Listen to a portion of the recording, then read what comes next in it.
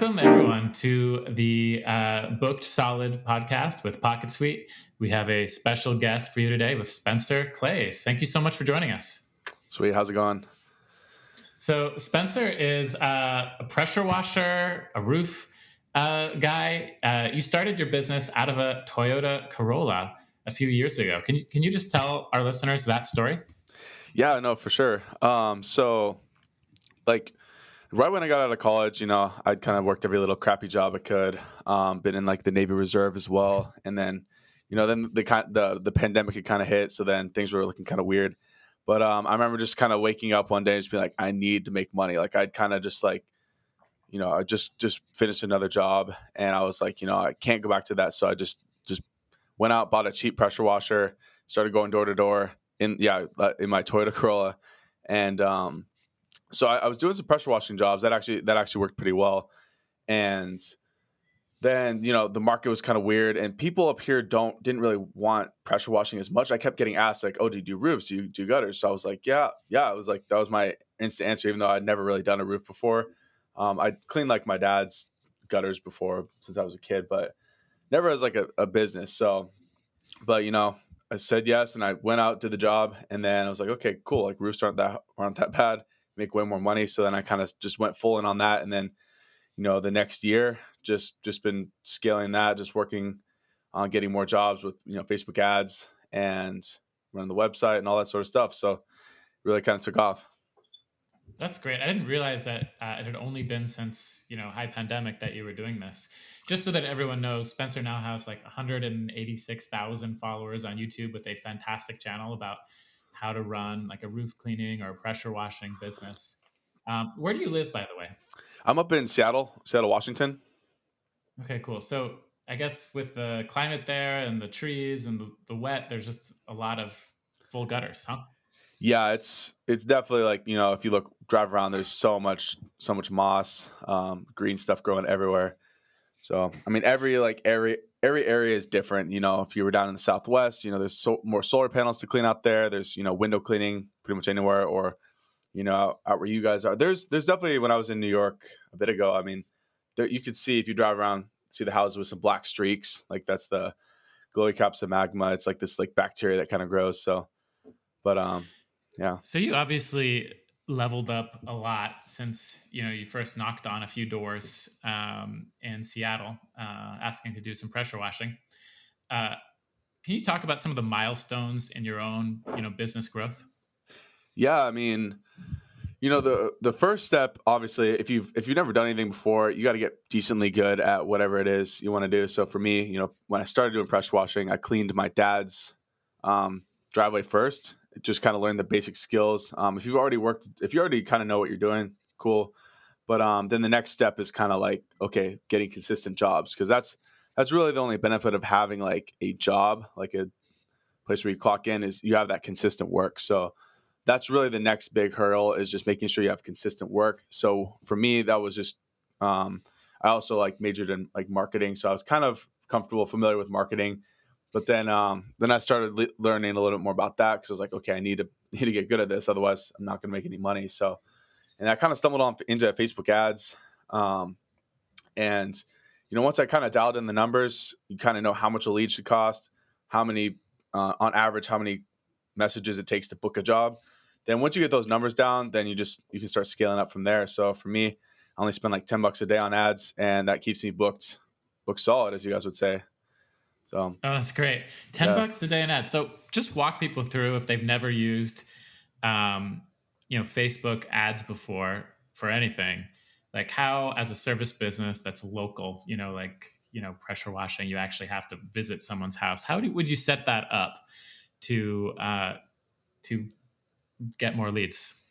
Yeah, so I mean, there's really two types of like marketing. There's search marketing and there's interruption marketing. So search marketing is like Google, like someone's like, I want my house cleaned now, so they type that in. But well, most people, like 97% of people, are not thinking about you. They're not thinking about your business. So your job is to get in front of them. So there's a lot of different ways you can do that. Facebook ads, TikTok ads, whatever ad you want. Like you could run a billboard floating through the sky. Like it really doesn't matter. But as long as we get our message in front of somebody, So for me, like Facebook has just been kind of the easiest. It's the simplest, and you can really just, I feel like you can put your business out there the quickest. So that's kind of why I like it. Cool, cool. Yeah, it works really well. I remember I've used it before. You can, get right to the zip code, right to the place. So, as a solopreneur who's working by yourself, often people think of advertising as something that's done by like John Hamm on Madison Avenue, Yeah. in a cool office. Like, what was it like? How did you figure out how to write an effective ad yourself? Yeah, I mean, it definitely didn't come overnight. I remember my first campaign, it just flopped, and then then it's one of those weird things where if it doesn't work, it's super frustrating because you're putting money into it, so it can be kind of, it feels like going to the casino, it feels like gambling. But I remember I took a few courses, read books. I eventually later down the road, I've had some really good mentors that have helped me.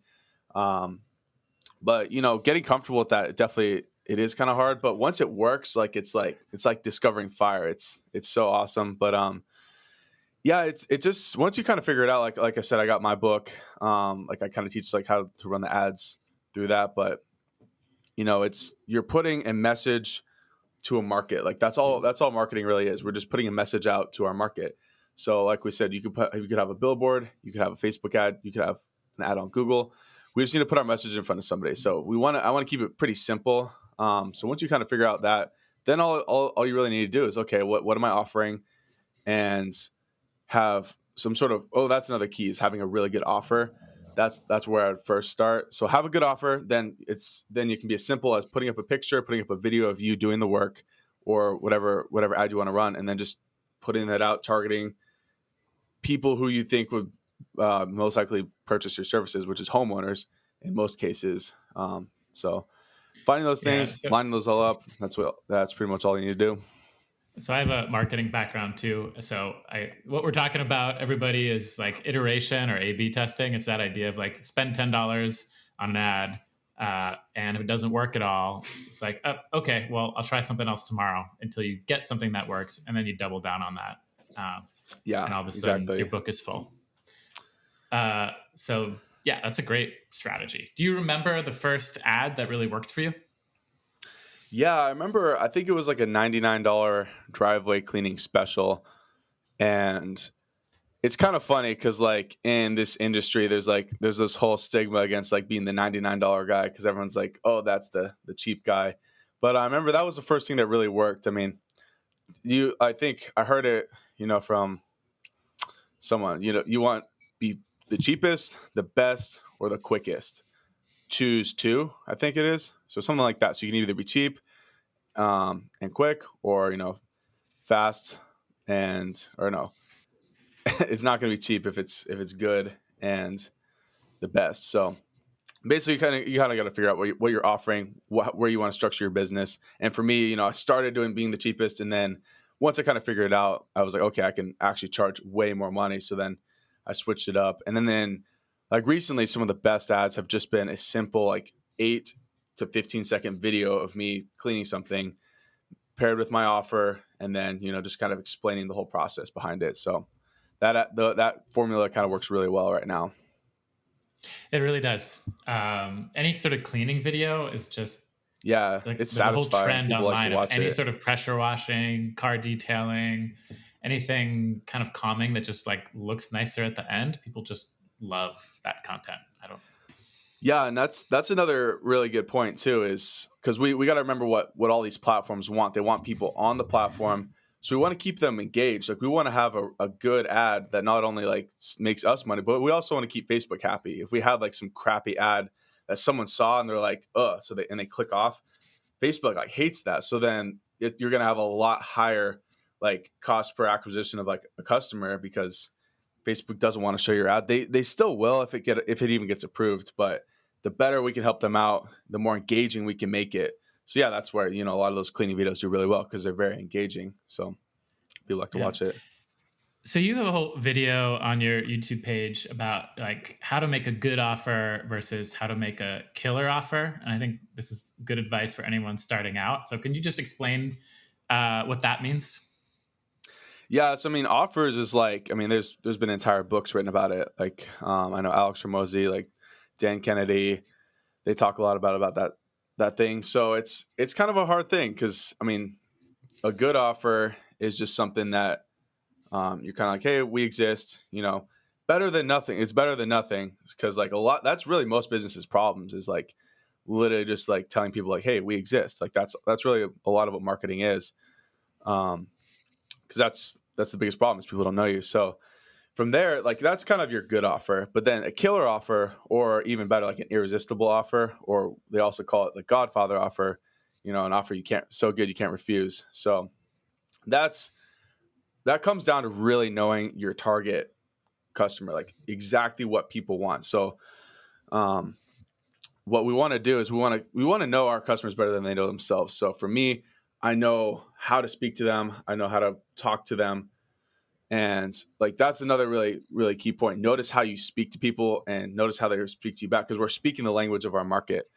And so once we can really effectively articulate their problem to them the best, that's really how you start having a killer offer because you can explain to them exactly what they want. It'd be like if you That's told really me cool. exactly what type of like women you liked, and then I was able to like write an ad. It was like, hey, this is the exact like with the exact description of the woman that Hansa just gave to me. You'd be reading this ad, you'd be like, holy crap, like that's awesome. I know that's a random example, but like, I mean, that's kind of what we'd want to be doing versus like, hey, there's girls over here on this website. I mean, random example, but that gets the point.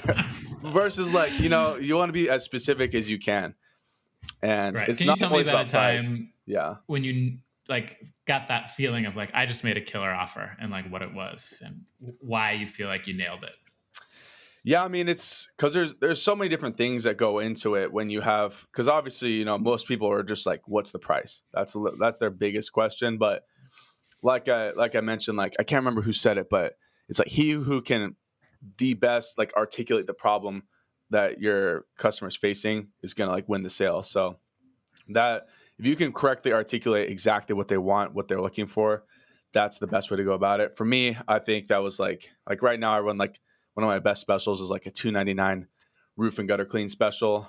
And so but then I kind of walk them through the whole thing, how exactly the process is gonna go, what they can expect. Like I give them the whole thing. So and that sort of process works really well.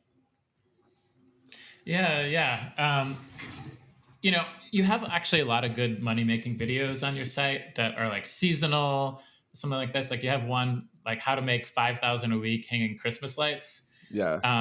How is that in terms of like just thinking about the year ahead and having those seasonal promotions? Was that a big part of how you built your business?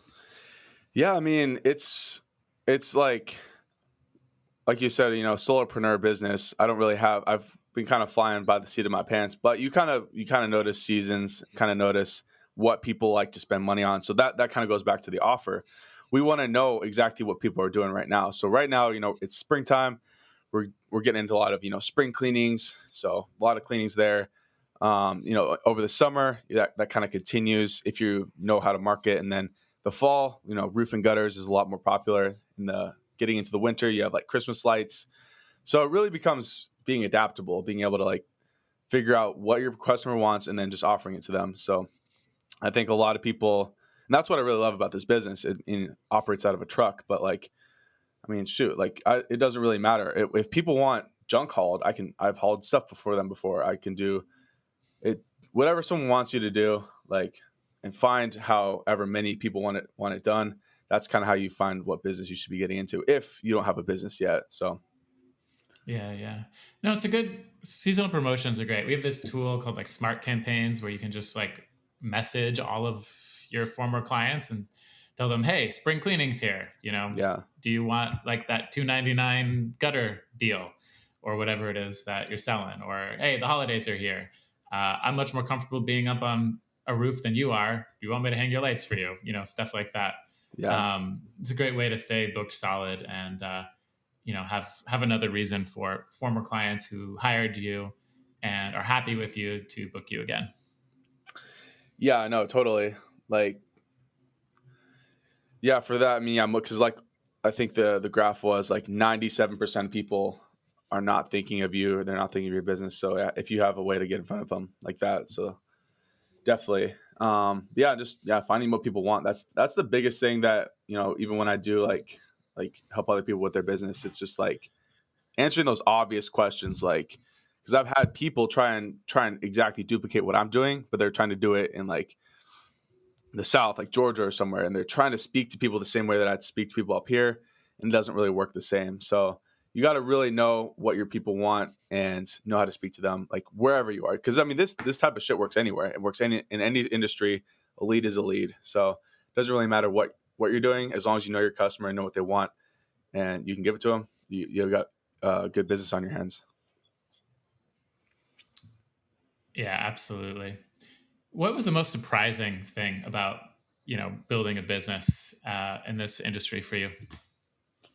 Most surprising thing is I just love the freedom aspect too, and just being really um, also just being open with your customers, really good at communicating. I think if you do that, like for me, I was able to just kind of like I don't have like any uniforms. I call my customers all by their first name. There's no like corporateness, so I really love that. I really love the freedom to be able to just kind of do whatever you want. And as long as you're providing a great service and a great business, like you're gonna make a lot of money. Like people don't really want to do business with like super like corporate structure. I've noticed. So I mean, some people do, but on the other hand, like I prefer to go to like smaller locally owned stuff as well. So It's a feel good thing for sure. yeah. But So, yeah. when did you decide to start helping other people getting into pressure washing or roof cleaning to start their businesses? Your YouTube channel is really dedicated to helping people succeed. Yeah, I mean, I really went in on it last year, like start of last year was kind of when I went hard, and then because yeah, I've been doing the business for a couple of years, and I was in all these Facebook groups, and people are just like constantly, how do you get more customers? How do you get more business? And meanwhile, I'm literally just spending $5-10 a day on ads, and sometimes I'll even shut my ads off because I'm too busy. And once I kind of figured out the Facebook ads, I was like, okay, more people need to know about this. And so, yeah, that's kind of one of the big things that help out today. So there's just so much money, there's so much opportunity out there. So no reason to hold it back. Yeah. So you decided to share what you know. And can you just talk about the process of going from, okay, I'm sharing a couple videos about explaining how I do it to these Facebook groups that I'm in to like 186,000 people following along your business story. I can see from the comments that a lot of people are starting to build their businesses based on your ideas. Like, how did that journey happen? Yeah, I mean it really started hard from TikTok actually. So TikTok was kind of my biggest platform. It still is. Like I probably have like I think I have almost like 350,000 on there. So TikTok is Oh like, wow. and then YouTube kind of grew way slower. Like I think I was posting since like January of last year, but I don't think I got my first 1,000 subscribers until like maybe the springtime. And then so I was kind of going just like a little bit. I'd only posted a few videos, and then once I kind of saw that, and then once I really kind of learned the power of YouTube, of being able to put up a video, and then like people can watch that video for years. Because TikTok is awesome, but has a very quick burn rate. Like people watch the video and may go viral, but then in 2 days it's going to be dead. No one's ever going to watch it again. But YouTube has much more of a longer term presence. So and then once I've been doing this for a while, I was like, okay, well I need to start thinking long term. Like how am I going to like make money if I'm not necessarily doing roofs? I'm not going to be 26 forever. So the more I can help share that, spread the message. Yeah. Yeah, that actually really aligns with what's happening in social media these days. If you do, see being an influencer or sharing what you know as part of your business plan out there, is like TikTok is, where all the attention is right now. But YouTube is where you can kind of create a record of who you are, what you do, that really Yeah. stands for itself. Yeah. TikTok is cool. Like I would definitely still recommend it for anyone trying to get off the ground. But then, I mean, YouTube is just cool because I think if you just really need to set your expectations very low, just be like, hey, I'm putting these videos out just to help other people. If it helps one person, then it was worth it. So I think for me that was kind of a switch in my brain once, okay, where I'm just trying to help people. I don't care if this video gets 10 views because it will in the beginning, it's going to get 10 only 10 views if you're lucky. Maybe it'll get less than that, but eventually it'll start to gain traction, and then just the way the algorithm works, it's gonna pick up over time, and then some shorts go off, they'll go viral instantly. You can't really control these things, so that's what I would say to anyone trying to get started. Like, you can't really control all of it. You can just control the value and the help that you're putting out. That's really cool. Uh, and does it help you book, clients now? Is it its own sort of profit source for you? What has been your journey with social media been? Yeah, I mean, social media has been great because yeah, I mean, I've gotten a few jobs from it for sure for roof cleaning, but not. I mean, I don't focus on. I mean, as you know, I mostly talk about business, so I don't get. You could do that too. I've heard of like a lot of people do that. Hey, this is my business, and at the end of the video, they have like book my services, which is a really smart thing to do. Um, but yeah, for me, I have some books, some courses on how to do all this stuff. Even do some like one-on-one coaching as well. So, make some money from that, helping people. And then the more people that see that, the more people want to buy the book. But yeah, you could kind of choose to do either one. You could just try and be like, the influencer thing, or actually using it for your business growth, whatever business you have. So if I were to buy your book, what would I learn from it?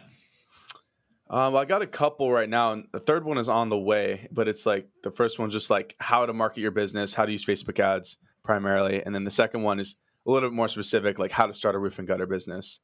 So it's kind of whatever you're looking for. And then the third one is called Your First 100,000 Followers, and that's like kind of the social media thing we've been talking about. So it's kind of how to get started on there, pour gasoline on your social media channels, and get after it. So just simple how tos, like this is how Yeah, I did it. This is what you do to do something similar. Get book solid. yeah, exactly. Like I love books too because I love reading as well. I'm always reading a book, especially when I'm on a job. And I found that for me also, when I can kind of like when I learn a skill and if I can encapsulate it in a book, then it's like, okay, cool. Now I can move on to the next skill. So that's kind of how the journey started. I started getting good at ads. So then I wrote that book, and then I knew how to build the business. And so I wrote that book now, which all those like got me to like having hundreds of thousands of followers. And so then I was like, okay, this is the next thing. This is the next skill I can teach. So the next book I write, might be like how to write a book or something like that, just kind of like just going up the stairs of like all the skills. So that's kind of like, that's what I've been doing right now, which is kind of fun. Nice. So that's awesome. Um, so you've got a couple books out. You're helping people build their businesses. Are you still solo out there, or have you hired people now that you have a booked solid kind of thing? Are you hiring more people to take more jobs, teaching them what you know? What's your plan for growth? Yeah, I mean, I kind of made that decision a while ago. I was like, I love this business, but I also don't really see myself like having like the next like roof cleaning company where I have like 50 trucks and stuff. So I've kind of just like I've kept it solo. I'll have like some buddies out to help me. Like if I need help from a job, I'll definitely like hire someone or to come out. So there's that. But yeah, I kind of also was like, okay, well, if I can take all this info, keep it online, put it online, um, kind of grow that business as well. I'd kind of rather have the online take off because I mean, I also have some other partners that we might be going both directions. Like I might be helping them grow their own roof cleaning thing or like partnering with them or something. So there's still a lot of things in the works, but um, yeah, just kind of Yeah, there's a lot of like lifestyle questions at that point of when you sort of fill up your own book.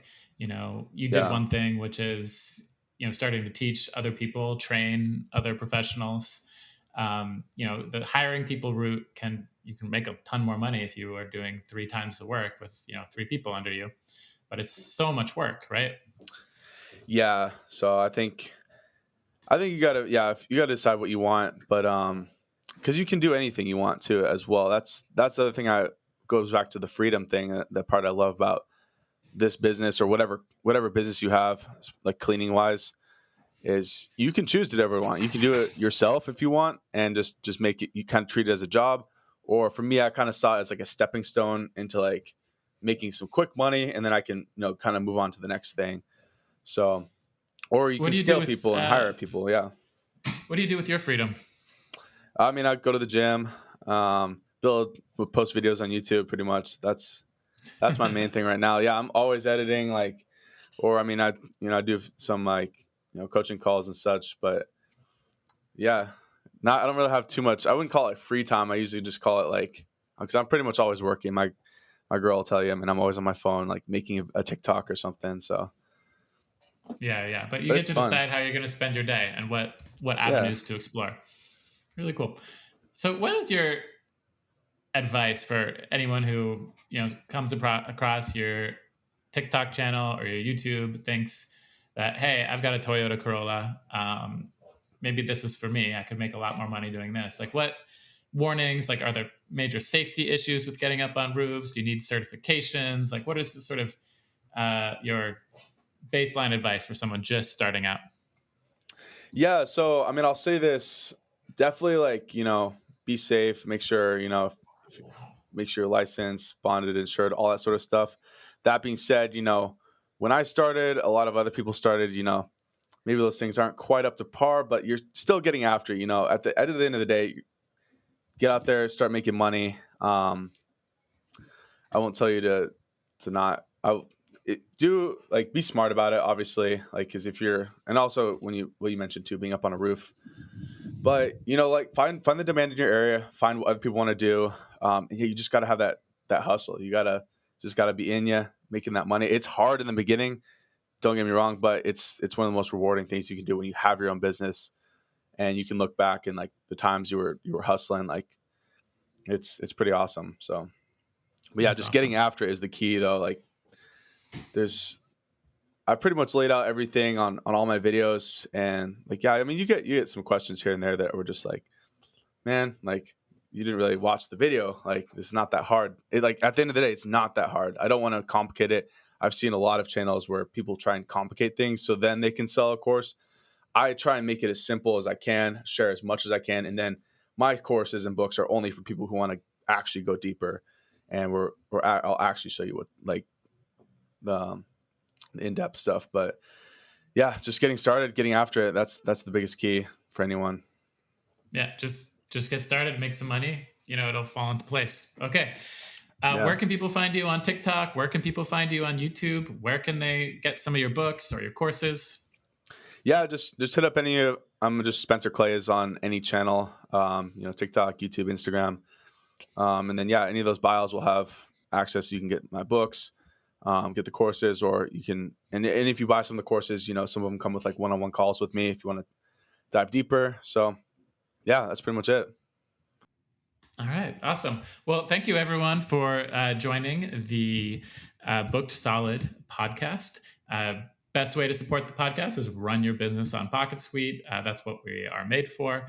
So I hope you think about that. But also, we love a 5-star review on any podcast service. And thank you so much for joining us.